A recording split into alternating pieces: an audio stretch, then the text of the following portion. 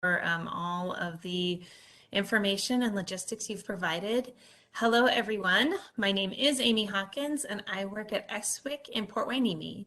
I want to thank you for attending the Open Environmental Restoration Resource webinar on Bridging the Gap from Remedy in Place to Response Complete.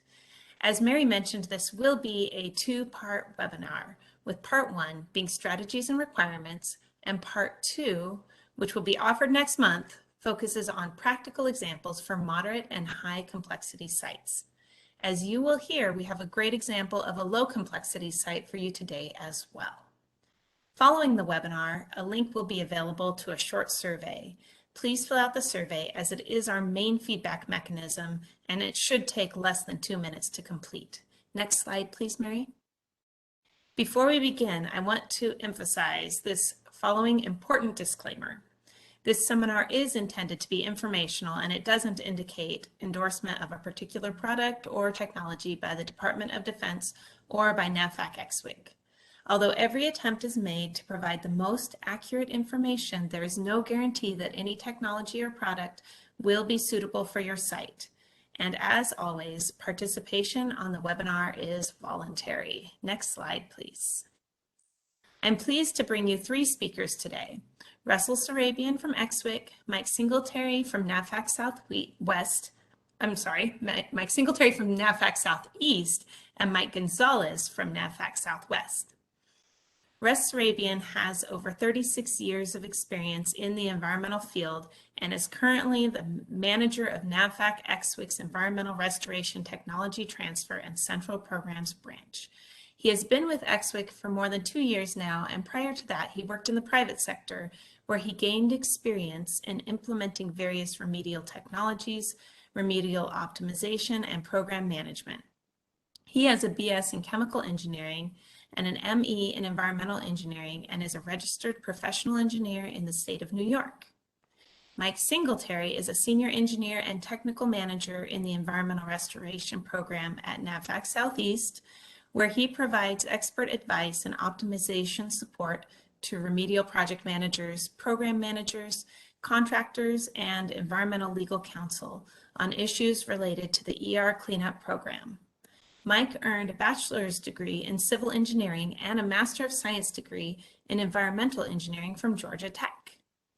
Mike Gonzalez is a senior environmental engineer with 30 years of NAVFAC experience.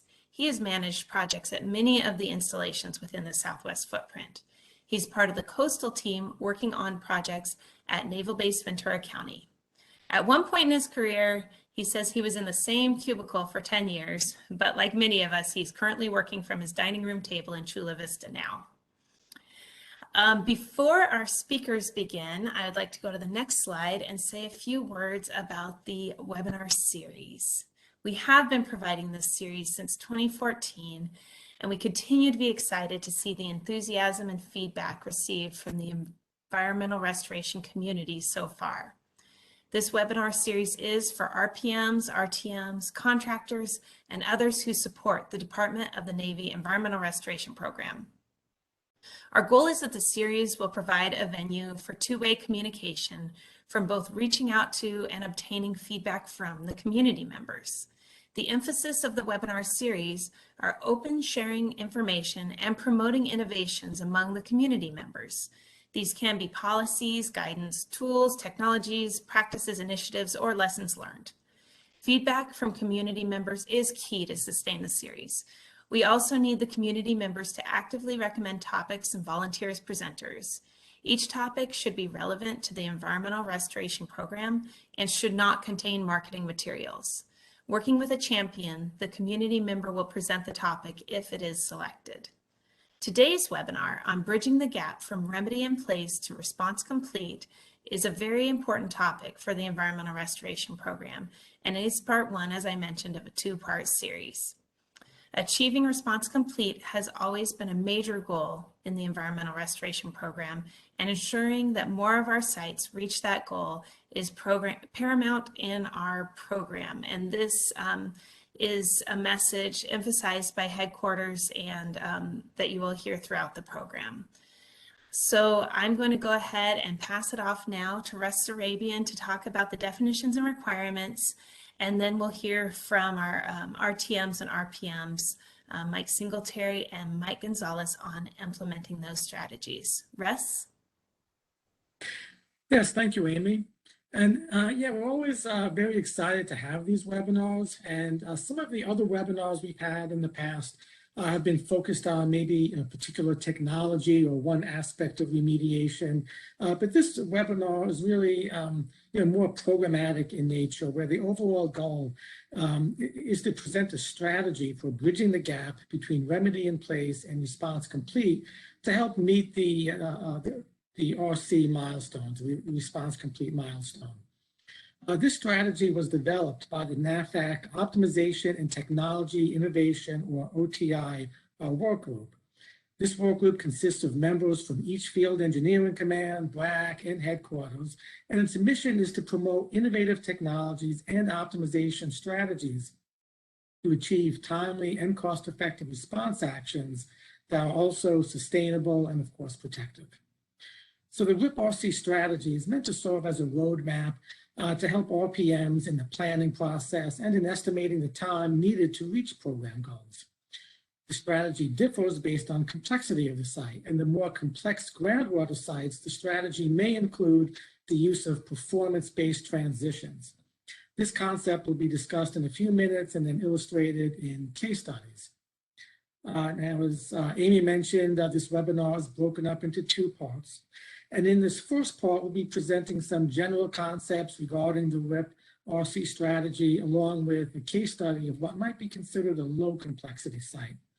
And then part two, which will be presented next month, will include case studies of more complex sites. And in these case studies, you'll see the application of the remedy transitions towards passive treatment during the remedial action operation phase until RC can be met.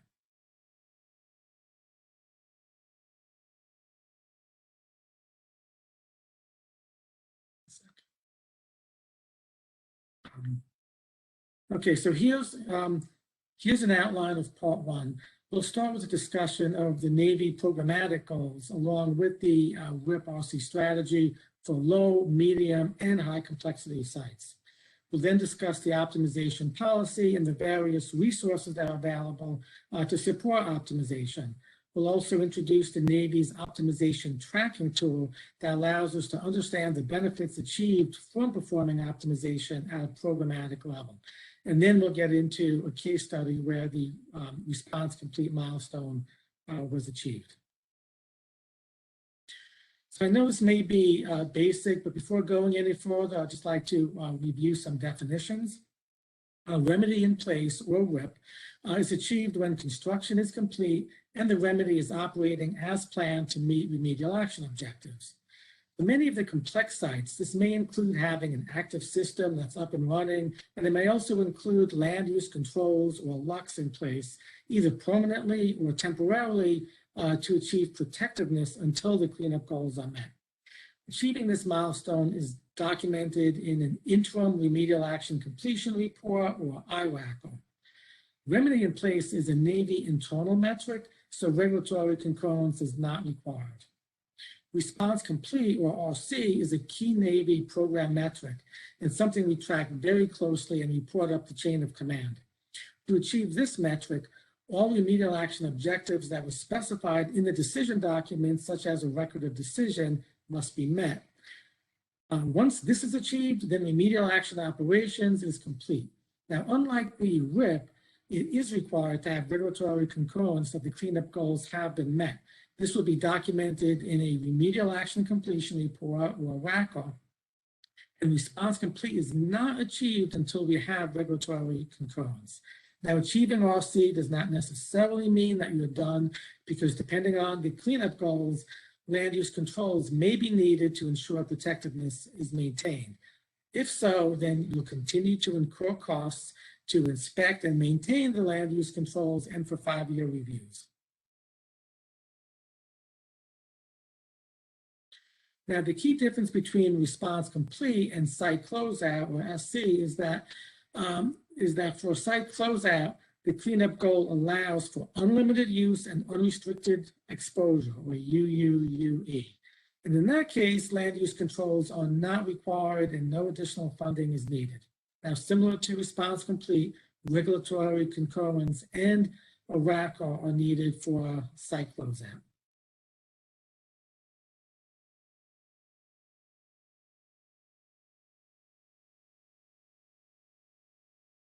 Okay, so now I'm having trouble advancing this slide. There we go. Okay. I just ended up zooming instead of advancing. There we go. Okay, now as I've mentioned a few times, a remedial action completion report is needed for documentation. This slide shows the basic components of what goes into a RACO. Key aspects of the RACO include the presentation of data to demonstrate that the cleanup standards have been met. It also must include the identification of any long-term management that's needed, such as long-term monitoring, luck inspections and maintenance, and 5-year reviews to ensure that protectiveness is maintained. This slide is just showing an example of a RACO that was developed for the Fort Island landfill, along with the certification statement documenting that RC is achieved and identifying the land use controls to ensure protectiveness. So, Mike, would you like to talk about some of the Navy program metrics? Yeah, thanks, Russ.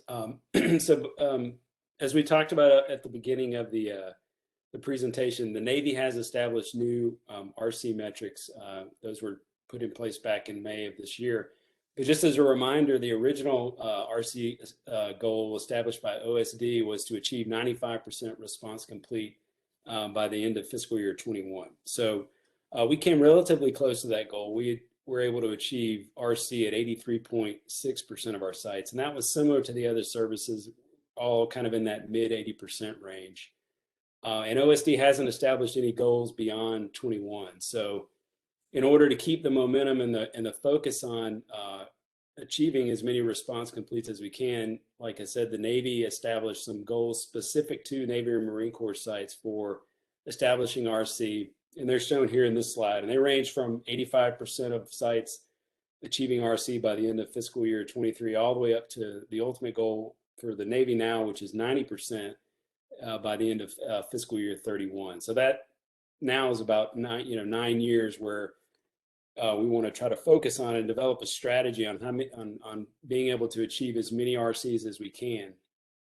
One thing to note, these goals do not include any of the PFAS sites. So due to the uncertainty with how those sites will be regulated, particularly for plumes that don't go off the boundary or threaten any drinking water receptors, and then also just the uncertainty with respect to the treatment technologies for PFAS and the fact that those are still being developed, felt like it didn't really make sense at this point in time to include these these sites into that metric. Obviously, as OSD guidance changes, the earn metrics would be updated to reflect that. So the challenge moving forward is kind of where we were back. We were still trying to meet the OSD goal. It's just becoming harder and harder for us to achieve response complete at the remaining sites that we have. I mean, we've been discussing this for a number of years. A lot of the more straightforward sites have already achieved that milestone. And a lot of the sites that we have left in the program, they're either newer sites that are just now coming along. A lot of our munitions response sites are a good example of that, or it's the more complex sites. We currently have about 191 perpetuity sites. So these are the sites that have an indefinite RAO phase. And a lot of those represent some of our more highly complex sites. And we'll talk a little bit about that particular grouping of sites here in the next couple of slides. So as Russ mentioned, the OTI work group was sort of charged with developing some guidance for RPMs on this new RC strategy, right? So we have a new set of metrics that we're trying to achieve, and we wanted to try to provide some guidance to RPMs on how, what sites to focus on and devote our resources. And so the first thing that the work group did was to look at the existing portfolio of sites that we have, just to get a basic understanding of, what the risk was amongst. And so we developed sort of 3 categories, very simplistic categories of low, moderate, and high complexity. And we provide some examples of which sites fall into that category. So for this first, grouping of sites, these are typically soils only types of sites. So a good example here would be like a small arms range that might have, lead and or PAH contaminated soil, but no real groundwater impacts. So there's not really an RAO phase. So with these sites, there is no real gap between RIP and RC. So these are the most straightforward ones, and these are going to be the easiest ones for us to pull into that milestone in the next 10 years. And so, a typical site like this, the duration from remedy evaluation and selection to RC for these more straightforward projects may only be 2.5 to 3.5 years. The durations that are shown in this slide and the others that will follow, those are general guidelines that were developed by the work group based on just professional experience and input from members of the work group. And they're just meant to serve as a general guide. In the actual written RC strategy that will come out, there will actually be some rough dates in there if you want to use those to try to plan out over the next 10 years, what it would take, in order to program the money to address these sites. But this is sort of the first example of a site or a grouping of sites that we talked about. So again, the key here is there's really no RAO phase. So this is a very straightforward type of a site. Another example of a low complexity site would be one where there may be an RAO phase, but it's much shorter. So there's not much of a gap there to bridge, to sort of fall back on the title of this presentation. And an example here might be, a relatively straightforward dig and haul. Maybe you're trying to remove some contaminated soil that was contributing to leaching into a shallow groundwater plume. And maybe after removing that soil within 2 to 3 years, through natural attenuation, the groundwater might be cleaned up. There are some petroleum sites that we may have been able to address, using this relatively short RAO timeframe. So again, here with these sites, the key is relatively short gap between RIP and RC, and the duration of these sites, might fall into that 5.5 to 6.5 years. So a little bit more complicated than the first example, but still something that we can definitely, accomplish within the next 9 to 10 years. So again, as RPMs and their managers are trying to, put forth which sites they want to project or try to achieve RC, obviously these are the ones that you're going to want to focus on in order to achieve that metric. So the next grouping of sites that we talked about are the moderate complexity sites. So these fall in between the relatively straightforward and the highly complex. The key factor here is that gap now between RIP and RC, the RAO phase, may be 4 to 12 years. So these will be a little bit more complicated sites.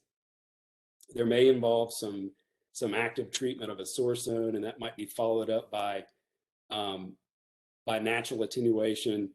But the idea is that, within a 4 to 12 year time frame, that site could be cleaned up through M&A, or, and maybe more likely, you could apply some risk-based corrective action type of closure strategy. So this would apply both to the moderate, and I should also mention for the low complexity sites. A lot of these sites are going to be, maybe petroleum sites or RCRA sites where some of those state programs do allow for risk-based corrective action. So it allows you to leave, contaminated groundwater maybe above the MCL, and you can manage that through M&A, land use controls, and still achieve the RC. So this is just an example of a little bit more complex site, but one that we feel like could still potentially be pulled into that RC in the next 9 to 10 years.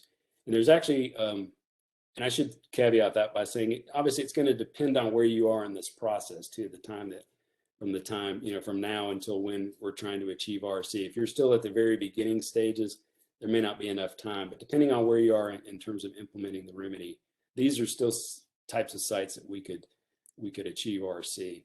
And we actually have a couple of good examples that are going to be included in the second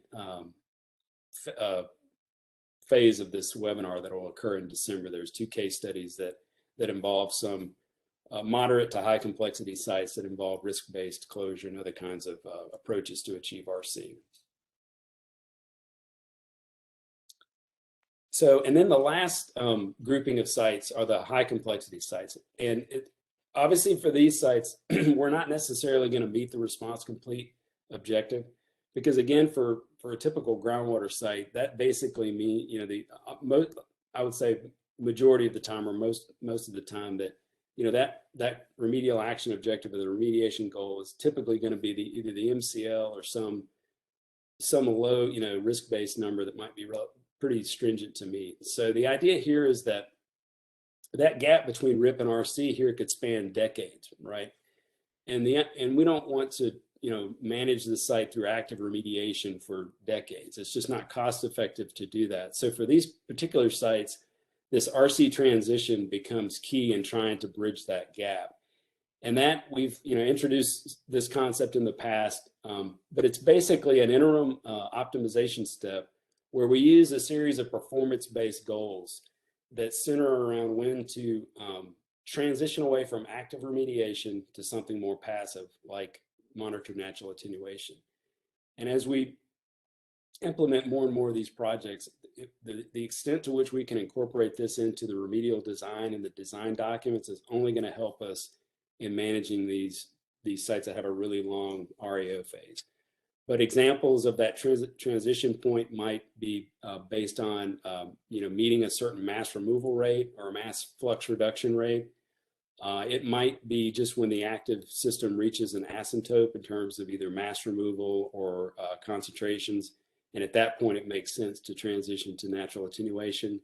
It may just be demonstrating that you have a stable plume, that all of the receptors are protected, and an M&A is, or another passive technology is an appropriate way to manage the site. So there are a number of different ways that we can try to get to that RC transition stage, but that is going to be key in managing these complex sites so that we don't get into this sort of perpetual active phase that will more than likely reach a point of limiting returns to us in terms of its performance. So we need to be thinking about transitioning to something that makes more sense from a cost standpoint and really from an effectiveness standpoint. So some of the activities that occur during that REO phase that we've talked about here, during the active remedy portion of this phase, obviously we're going to be evaluating the performance of the remedy, doing data analysis to show contaminant removals, natural attenuation rates, and plume stability.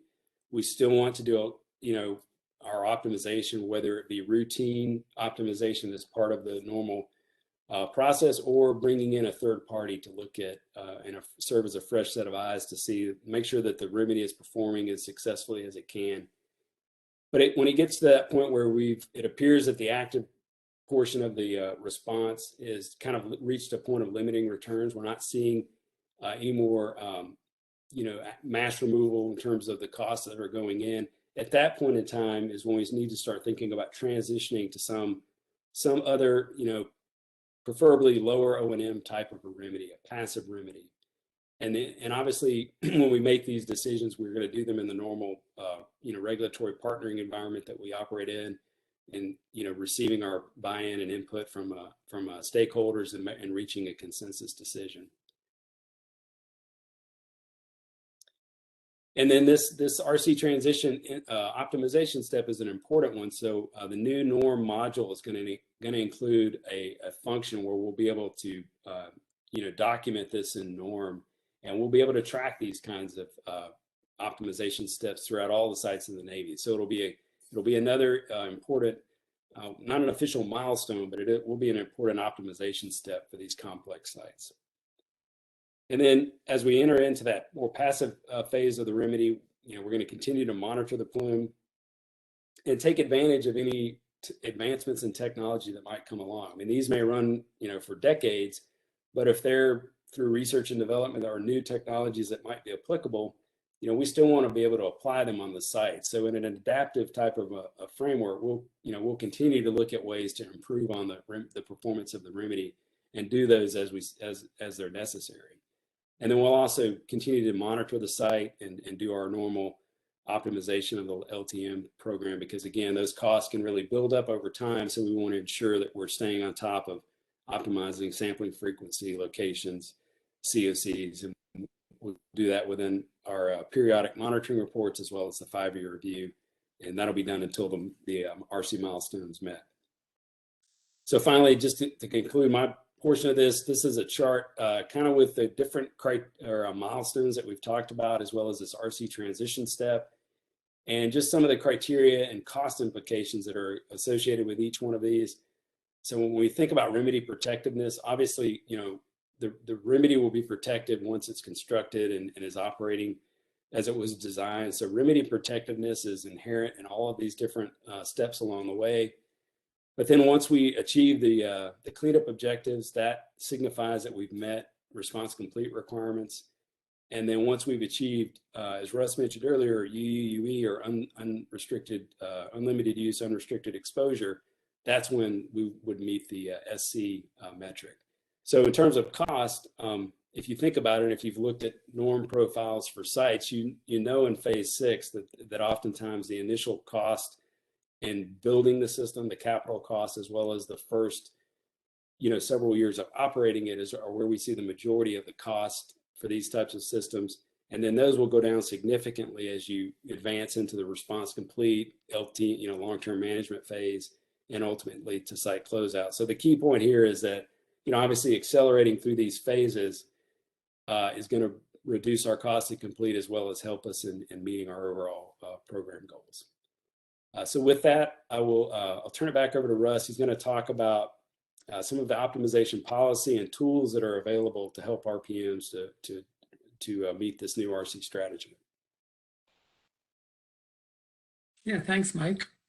Optimization is a very important aspect of the WIP RC strategy, and it becomes increasingly important the more complex the site is.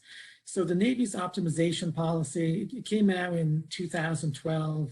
This is available on the Navy's website under the optimization page. This slide provides a very high-level summary, but if you haven't seen this and you're an RPM or a contractor, it's a good idea to go to the website, take a look at this, as well as the other documents that it references. So some of the key aspects of the policy are to perform optimization really throughout all phases of the cleanup. But one key point in the cleanup is the remedy selection phase. So at the onset of that phase, a remedial alternatives analysis, or WA, is needed, where potential remedial alternatives will be reviewed by a team of subject matter experts. So there is raw guidance and a template that's available on the optimization webpage. The policy also has a directive that requires key documents to go through a quality document review process. And actually, a couple of years back, there was an OER2 that was really just focused on that process. The policy also has a requirement that any new pump and treat systems need approval from NAVFAC headquarters. This was put in place because pump and treat systems really represent a very large capital and annual commitment, cost commitment. And as Mike mentioned, some of these groundwater sites, they go on for decades. So if you have a high cost pump and treat system going on for decades, it really is quite, represents quite a cost. So we want to make sure that pump and treat is really only used as appropriate. Now, while we haven't had many pump and treat systems installed lately, the emergence of PFAS as an issue at many sites may require that either new systems are put in place or significant changes are needed. So headquarter approval will be needed. The policy also requires green and sustainable remediation to be part of optimization and specifies some GSR guidance and tools. And the policy dictates the need for response complete and site closeout documentation, and also requires tracking of optimization efforts. In this slide, this figure depicts kind of the overall optimization program, where the Navy's requirements, including the policies, are the foundation of the program. And then to help meet those requirements, we have a set of implementation guides that include various technical resources. And then to track the success, we're revamping a tracking tool referred to as the NOR module. And these components all together help make up the optimization program, which is really intended to help RPMs and contractors meet the performance goals. So I just mentioned that we have various implementation guides that are available to the public. And this slide shows a listing of optimization guidance documents that support the policy. Now, a couple of these have been updated recently, but most were written roughly a decade ago. But although these were, there have been many advances in technologies, but the concepts and strategies presented in these documents are really still very much applicable. The web address for our website is up here on this slide, and from there is an optimization subpage that you can navigate to, and you can download all of these documents. And again, this is available to the public. Also on this slide, it kind of makes reference to Seacoast courses. We have two of them referenced here. One is a general Navy environmental restoration program class, and the other one is focused more on optimization. The Seacoast guides, unlike the website, are not available to the public, though. Just want to point that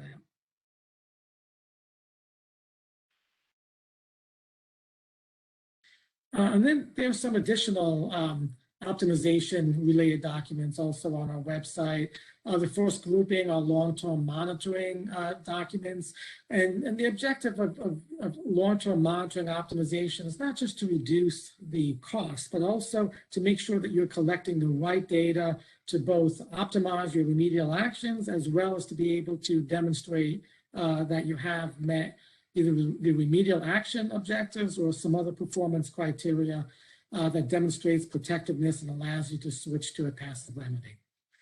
The next grouping are guidance documents and tools related to green and sustainable remediation. Now, this slide shows many of the documents that really all have a common theme in supporting the acceleration of achieving response complete or response complete transition. Some of these have been developed very recently or even still under development.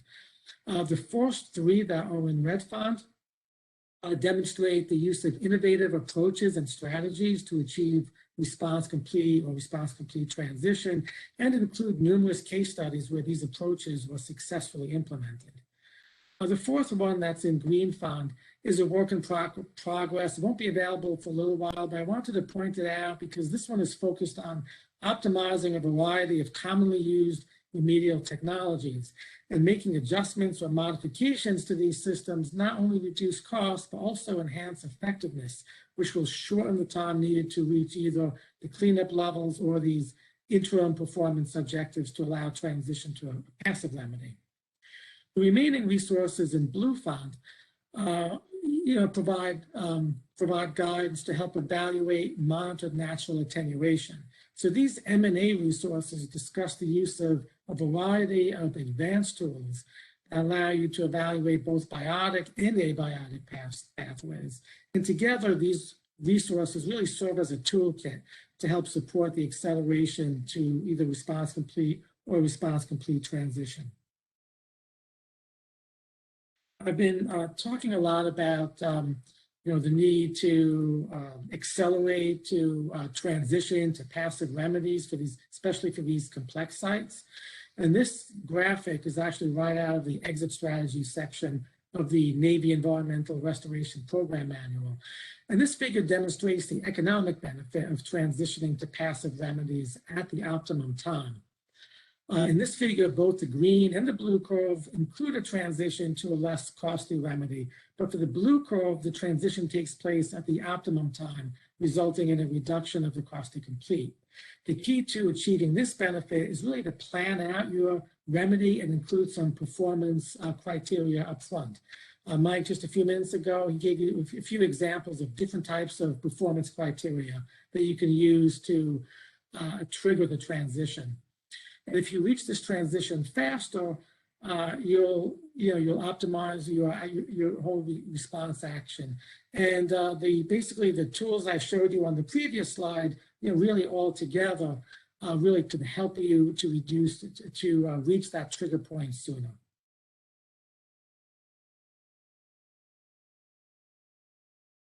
Now, I previously mentioned that the Navy has a programmatic level tool for tracking optimization efforts and the resulting benefit. The tool is referred to as the norm optimization module, where norm stands for normalization of data. And revisions are currently being made to really help us better track the actual reduction in both time and cost. And we're also tracking some other benefits, such as achieving RC transition, or maybe implementing green and sustainable remediation. So this tool really helps us track all of this as a programmatic level, and the new version will be available later in fiscal year 22. So now I'd like to turn it over to Mike Gonzalez to discuss this case study. Mike?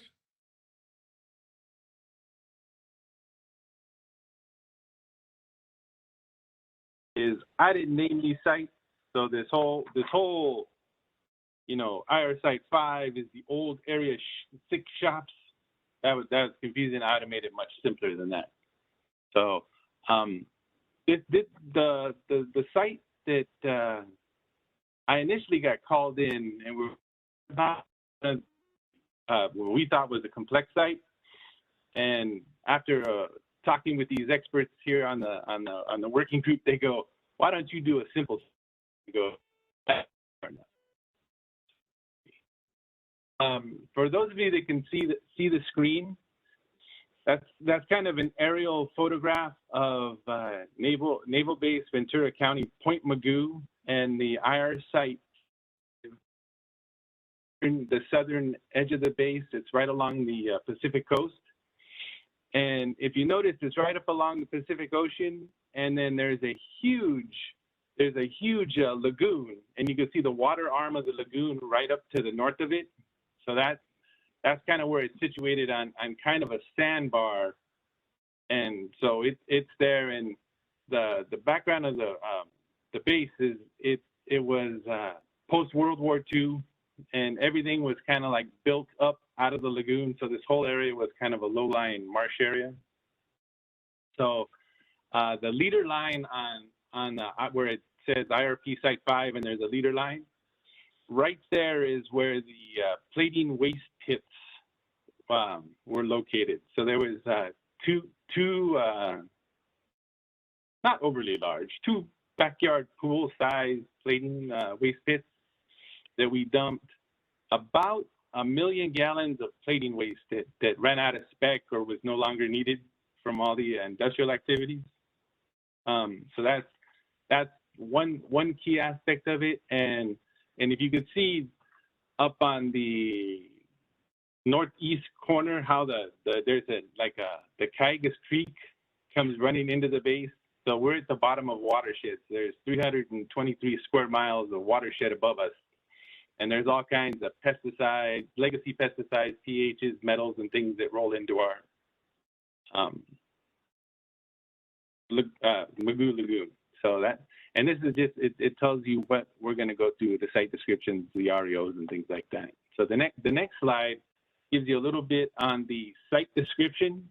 So where we are, so we're north of Los Angeles on the Pacific coast. The majority of the releases happen between the mid-1940s and the mid-1970s, and they were to support weapons development, so shooting things out of submarines and getting them from the water up into the air and having radar stuff on your plane so you don't get shot down and things like that. The site, so the plating waste pits are definitely in the lagoon. So Site 5 is the old shops area, and Site 11 is the Magoo Lagoon itself.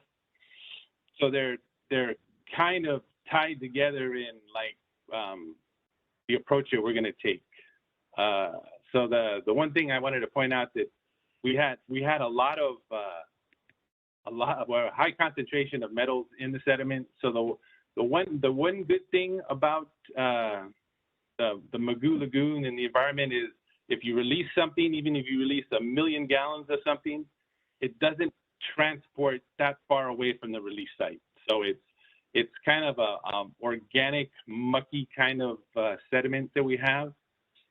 And even though this is a low complex site, we've been working on it for decades. So one of the first steps that we took, we went out there and we did some isolation. So we put some plastic barriers around the plating waste pits themselves, and then we put a net over the top. to stop the birds from coming in and foraging. So we did that in 1996, the mid-90s. And then following, we did, I think it was a CERDIP electrokinetic pilot study out there. So we set up a battery charger to address the metal contamination. And so the pilot study didn't succeed, but one of the offshoots of it is we were injecting a lot of citric acid, and the citric acid actually remedied there was a chlorinated solvent plume underneath the site. And so through the pilot study, we got to a point where it was a soil only site. So that worked out in our favor. What did I do? I did something wrong. Oh, I might need some help. Okay, all right. Sorry, I was pushing the wrong button. So the RAOs that we were developing, so we were coming through, and it was based on the human health and then ecological risk. And some of the things that we did is we co-located sediment samples and tissue samples for crabs and different types of worms to calibrate the attenuation factors for bioaccumulation. So we came out there and we said, well, this is the sediment concentration, and this is what's actually getting in the creatures that are living out here. So we did that, and that was supporting the ecological data. And then there was two different things. So we looked at upstream sources entering the Magoo Lagoon. So we went out on the bridgeway that was crossing the Cayugas Creek, and at different storm events, whether it was a 1 inch an hour storm event or 1.5 inch an hour storm event, we collected all kinds of different data to see what kind of contaminant loading was coming into the lagoon. So we were setting our REOs based on off-site contributions to the lagoon. So we said we wouldn't go any lower than what's coming into the site, and that helped us out. And then one of the other things, we did a background metals study in non-Navy impacted areas on the western and eastern arms of the facilities. And that's how we set up our RAOs. And I don't know if I said it before, but that was the hardest part of the project. So that was the hardest part for our project. So what we did is we did a non-time critical removal action to address the metals in the sediment, and we did that in 2011. And it was basically a dig and haul. It was a dig and haul, but it was a dig and haul in the lagoon. So we started that field work, and the field work was actually going fine. During the time where we had the yellow equipment out on site, we actually had an aircraft mishap. So one of our refueling planes went off the runway and then crashed into the lagoon about 1.5 miles away from where this site was. And so at the request of the public works officer, they actually stopped our field work and moved our yellow equipment to address the emergency. So we were non-time critical, but I guess we were an emergency. They kept us going. This slide here, it goes over some of the size of things that we were doing. So it was 10,000, 11,000 square feet. We dug down, so the ecological risk was down to 6 feet, but there was a couple of the cells that we were going down a little bit deeper, basically as deep as the arm would get us down. And then there was one smaller non-plating waste pit area that we took care of. So we got that.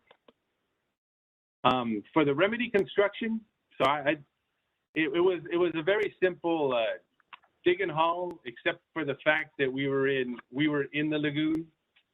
So one of the things we did, we went out there for the native vegetation and we collected a bunch of seeds out there, and then we sent them to a local nursery that specialized in the local vegetation, and they were collecting the seeds and replanting them and trying to give us something to replant that was the native vegetation. We dammed up the intertidal creeks, and we had these floating planks to support our excavators. So the excavation happened 100 feet or so into the lagoon, and anything you couldn't even stand out there without getting about mid-shin deep in that mucky kind of stuff. So we had these floating planks that the contractor thought of, and it was a great idea. So I think he had 8 of them. So there was 6 of them buried in the mush, and then we had 2 on top, and he was out there and he was digging. We pulled the sediment up, and we left it in the footprint of the lagoon. So it was just gravity flowing the pore water out. And once it got dry enough, we put it in trucks and sent it up to a hazardous waste landfill in the Central Valley. We collected our samples, and one of the things we did is we backfilled with clean sand up to the top 2 feet, and then we looked for a non-impacted area of the lagoon to finish up the last 2 feet of backfill, so we could get the higher organic content in the sand. And so we were thinking that would help the replanting, the revegetation go a little easier. And I know in the earlier slides that it was the field work is done and then the report are kind of simultaneous, but so we got done with the field work, and it took us about a year to get the removal action completion report. So we did this pre-rod, so it was post-RI, but pre-rod. And so we went through and we had to get our data validated and get the report together, get it in for review, get the comments, and work the back and forth with that. Though we, through the action, we met our goals. And so we said the remaining sediment no longer poses an unacceptable risk to human and ecological receptors. We got the UU, UE. We have no 5-year reviews. And there's the only thing we have going on right now is the revegetation efforts. I went to the next slide. So just for the milestones, we got RIP when the field work was done, and program-wise, we claim response complete when we signed the no further action ROD. So the action memo, the ECA action memo to do the non-time critical removal action was based on the plating waste pits and wasn't really addressing the whole site. So we took a bigger swipe when we did the no further action ROD.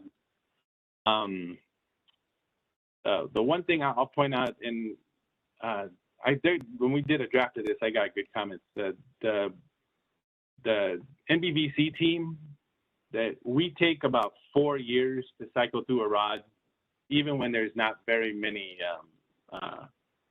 discussion points. It just takes a long time to get it through the legal teams. And so that takes us a long time. So I thought it was, so we actually started working on the ROD before we started doing this non-time critical removal action. And so site closeout will be based on successful revegetation of the intertidal areas. And we think that's going to happen in the next 3 years or so. Close on time. So significant challenges. The hardest thing with us was setting the RAOs. And so we had one of the senior toxicologists in Sacramento working for DTSC. He came through and he said, no, you're good to go. He sent us an email, and then he retired, and the new guy that came in was hitting the start over button. So he's like, nope, you got to start over. And so it probably took us about 6 years to wait for him to retire and get off of our program. And then one of the other things, that was just digging in the wetlands made it a challenge. And then optimization strategies. So the biggest optimization, since this is a low complexity site, the biggest optimization thing that we had was really establishing where the boundaries where we were going to dig up. And so like if we were going to like the lower screening levels and we didn't like limit for the offsite concentrations or the background concentrations in non-impacted areas, it would have been an option of digging up the whole lagoon. And I go, that's not really an option. We don't have the resources to dig up the whole lagoon, and I don't think it would be worth the environmental disaster that we did to the natural resources for doing it. So we did do a racker. So we did the non-time critical removal action. We did a removal action completion report. And then we also did the no further action rod. So we did increase our documentation costs, but it seemed like we got the RC to be a little bit more complete. And then one of the things that we have as kind of a side issue for the Magoo Lagoon is the Navy is working with the CAG, this watershed work group.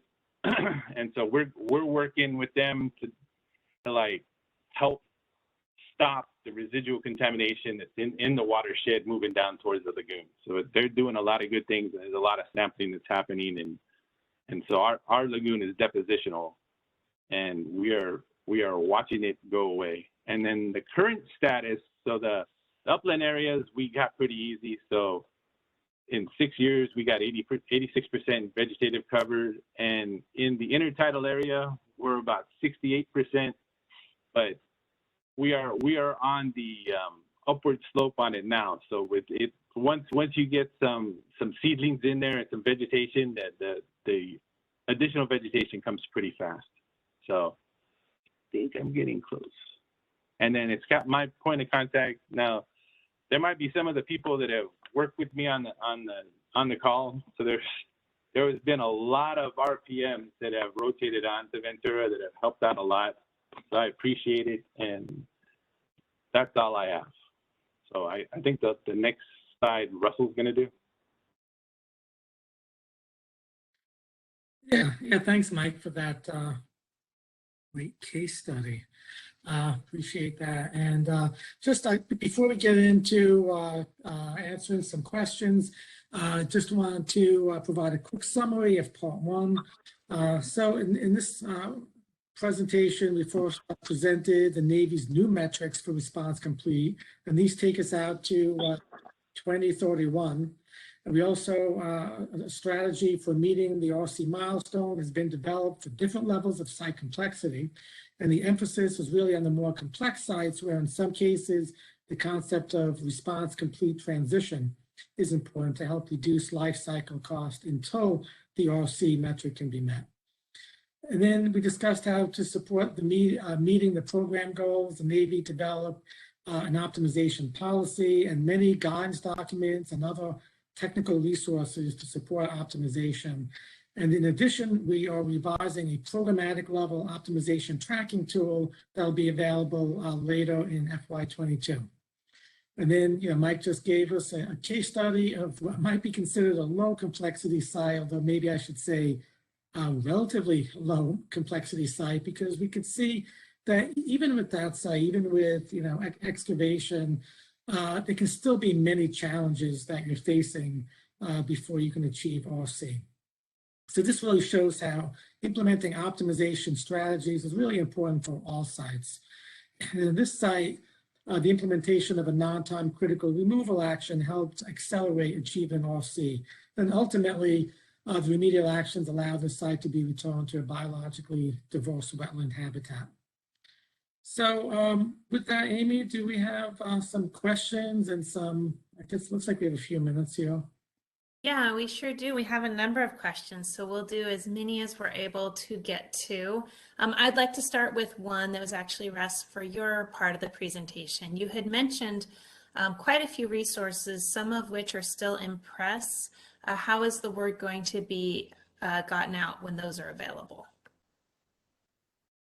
Yeah, so we always have new documents coming out, and so we have a couple of different ways that you could hear about that. So we have a monthly T2 email that announces these, and if you want to, if you're not already receiving that email, you can sign up for that. It's you can just send an email to exwc_T2@navy.mil, and you can request that. And we also have a LinkedIn page, and this is pretty new. We just established this recently. You can follow us on that. So if you just go to LinkedIn.com/showcase/NAVFAC ERB, you can get to our LinkedIn page, and then you can follow that and get updates that way. All right, thank you. Mike Singletary, the next question is going to be directed towards your part of the presentation. A question about whether the Navy is seeing more pressure to demonstrate M&A prior to accepting it as a remedy. For example, do you have to show multiple rounds of samples showing decreasing trends?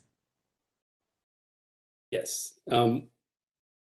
I'd be curious who asked that question, because I do think it varies somewhat by region, but I know in general, and I've seen this in a number of different regions, EPA, on NPL sites it has been a little bit more, they've wanted to see more data up front than we've had requested in the past, maybe multiple rounds of sampling. The desire to see trend data at the remedy selection phase. And for a lot of these sites, if the trends are not really fast, it may take 3 to 5 years to see a statistically significant trend. And oftentimes when we do an RI, we don't necessarily have that data. We haven't been doing periodic sampling throughout that. So in my experience, it has been a little bit more difficult in a lot of cases to get M&A selected. There's a lot more data involved. We've actually had to hold feasibility studies up and almost do like an M&A pilot study for a couple of years to collect some information on rate information, as well as some other geochemical parameters, depending on what the natural attenuation site is, what the COCs are. So yeah, I think in general, it's been my experience. And then on the flip side, on the 5-year review, we've actually gotten questions, a little bit more detailed questions about demonstrating that things are working post-rod, which we like to do that as part of our own optimization study, but it's become more part of the 5-year review process now as well.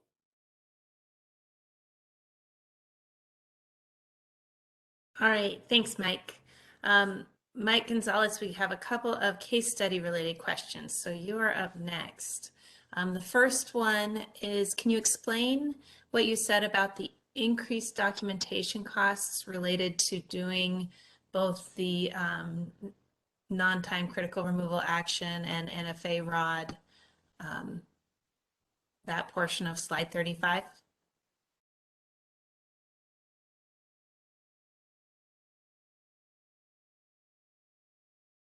Oh, Mike, double check your audio for me. You're right. I didn't click on my phone. I'm sorry. Good. Thank you, Amy. So the point was that we did a removal action, and then we did the removal action documentation, and then we followed it up with a no further action rod. And so the double documentation would have been that was the double documentation. If we would have just waited to do an action rod and then do the racker following it, it would have been lighter on the documentation costs. Hopefully that helps. Yeah, thank you. Another question here that came in for you asks about involvement of trustees for these type of lagoon sites, and if there's been any kind of natural resource injury or damage, things that have impacted your process or your timeline. So no. So the trustees. So we've been just following with the water board team and the DTSC team, and there's like there's some other folks that come with the state, but we haven't really had trustees. In 1996 there was the Wishto Foundation, which was a Native American group that came down and we were working with them, and there was some back and forth negotiations that we did on the Site 1 riprap wall. And the folks came out and they talked about what we would need to look for, and we had our archaeologists there. So when we were out there digging, we were monitoring. We had like an archaeologist monitor, and then they did a few ceremonies. So I go, so how do we do the ceremony? Are you gonna bless each truck? Or are you gonna bless the project? And they came through and they blessed the project. So they were in their I guess their traditional attire, and they were burning sage and speaking. I'm not exactly what they were speaking, but it was probably like a 2-hour process, and then we kind of moved on. So, but we haven't had a lot of interaction with like the Native Americans, stuff like that. All right, thank you so much, Mike, and thank you all three of you for your answers, and thanks to everyone who submitted questions. As we wrap up, I want to remind you that a survey will pop up when you exit the webinar, and we'd like to invite you to go ahead and complete that. It should only just take a couple minutes. We keep them real short. And don't forget to join us on December 9th for part 2 of this webinar, where we'll talk more about the moderate complexity and high complexity sites. As has been mentioned, we do announce our webinar topics on the T2 email. Russ gave you one way by emailing to add your name to that list. Also, if you just want to enter it in the Q&A box, we'll be sure it gets forwarded to the right people to add you to that list as well.